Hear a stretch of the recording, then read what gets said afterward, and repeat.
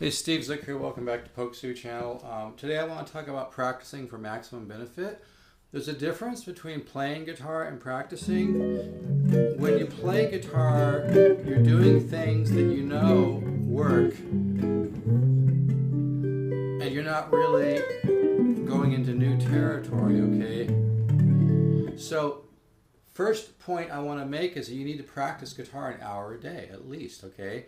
And that hour should not be messing around. It should be very, very, very focused. I'm a big believer in working on chord progressions and improvisation because it's such great ear training. You know, it doesn't matter if you play blues, rock, fusion, acoustic, flamenco, polkas, whatever. You really need to work on, when you do chordal improvisation, it's such great ear training that it will build your ability to compose and learn to have your own voice, musically speaking. The best example I can use of this is a guy like Eric Johnson. I love Eric Johnson because he can play unbelievable solo acoustic guitar. He can compose beautiful tunes with an electric guitar using his Strat. He's a real musician. He's a real composer. And I don't care if guitar is just a hobby to you. Why not discover your musical identity? Sure, you're going to emulate players that you like, but it's much more fulfilling to see yourself grow in terms of your musical consciousness, in terms of your understanding of the art and science of music. Sure, you're going to want to play your guitar every day and just mess around with no pressure, but believe me, it's a very, very fulfilling thing to actually have progress in terms of your ability to play, no matter what your goals might be, okay? So that's why, for instance, you know, my chord progressions in the Guitarladder system, this is cycle 1, are so good for you to do. But this is not just about trying to push my guitar ladders. I'm just trying to get people. And if you want, you can send me, like, say, you know, $2.99. I'll send you that progression. But I don't want to get hung up, you know, talking about this. The main thing is, for instance, let me give you an example. I have a lick I do like this.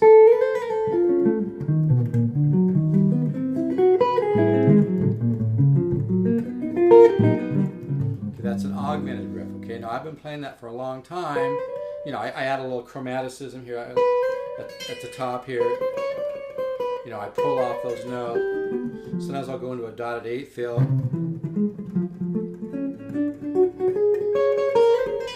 But I was sitting down the other day to practice, not just play, but to practice and push myself in the new harmonic territory. So what I did was I started thinking about, you have to augment this with a thinking process. Sure, music, I really believe that the disciplined practice yields a subconscious release.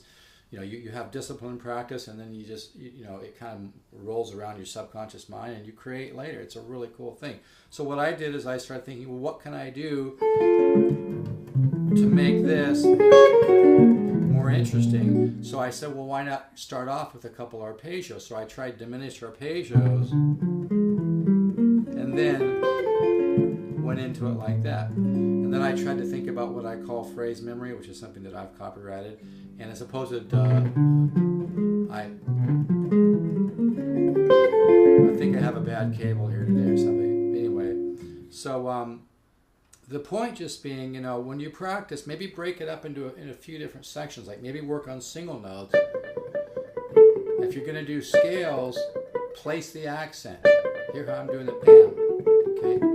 Or if you're doing a major scale, be a little more creative. You know,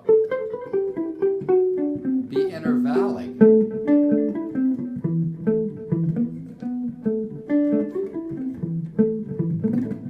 So the idea, and I have a monster riff that I teach my students.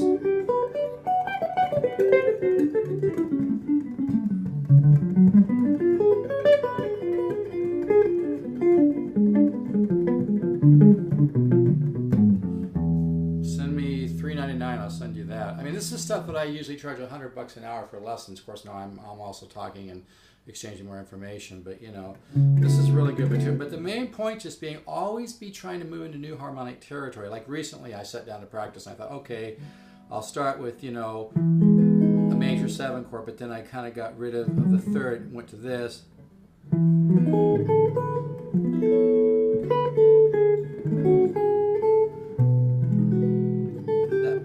See, bichord. You know, like this this a chord like this, we're using a minor 7 with a major 9 at the same time. You know, another good way to practice is just go up half steps on the first string and build chords around that. I know it seems really simple, but you can come up.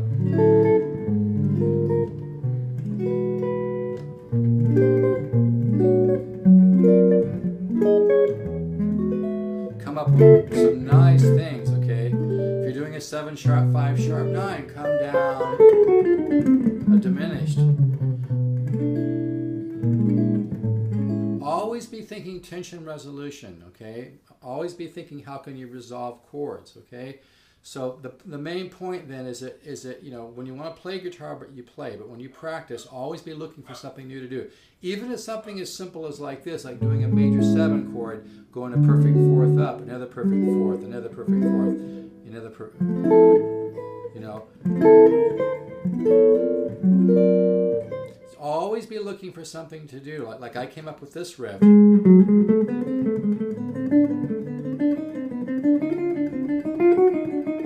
See.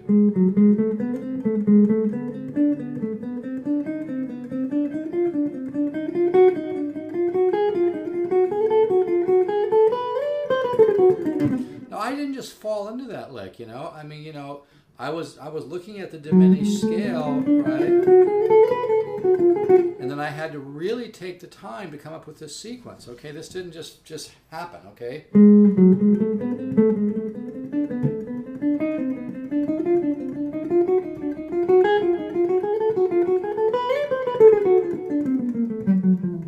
So what I'm talking about is, sure, enjoy your guitars, enjoy playing, but practice at least an hour a day, and that practice should be disciplined, you know, organized work. You know, if you want to learn a chord melody song or two, that's cool too, but I suggest you don't get hung up in it, because I think it's, I love jazz, but I'm a big believer in composing your own material, and I think it's easy to get stuck in jazz.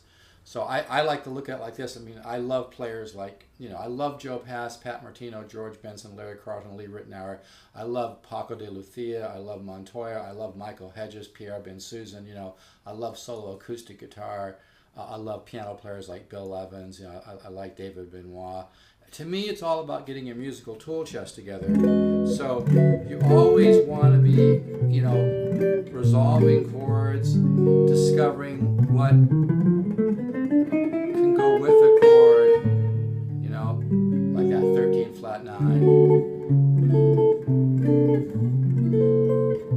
So, you know, learning about partials.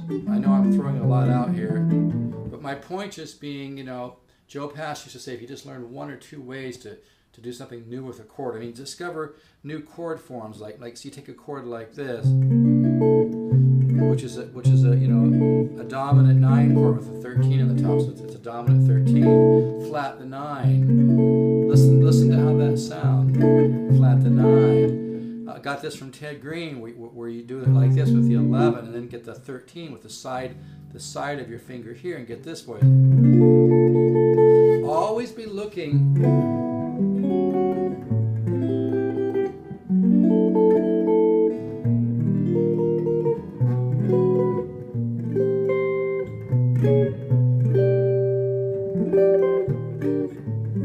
Always be looking for new ways to put chords together, and always be pushing yourself in the new harmonic territory, so that then you can, that information can roll around your subconscious mind. You get the subconscious release. Okay, so I better wrap this up.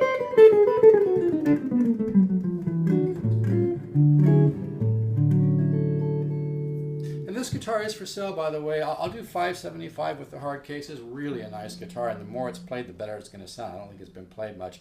This one's made in Korea. It's a JZ2. It's got an absolutely stunning quilted back. I just love the look of this guitar. I just love that quilted maple. But this is the kind of guitar where you play it for a while, it's just really going to start aging beautifully, and it really sounds good now. It's a nice 17-inch wide guitar. These are really nice instruments, and like I said, this is one of the made in Korea ones. And by the way, I'm playing through a solid state amp here, so there's no tube magic that I'm using here. All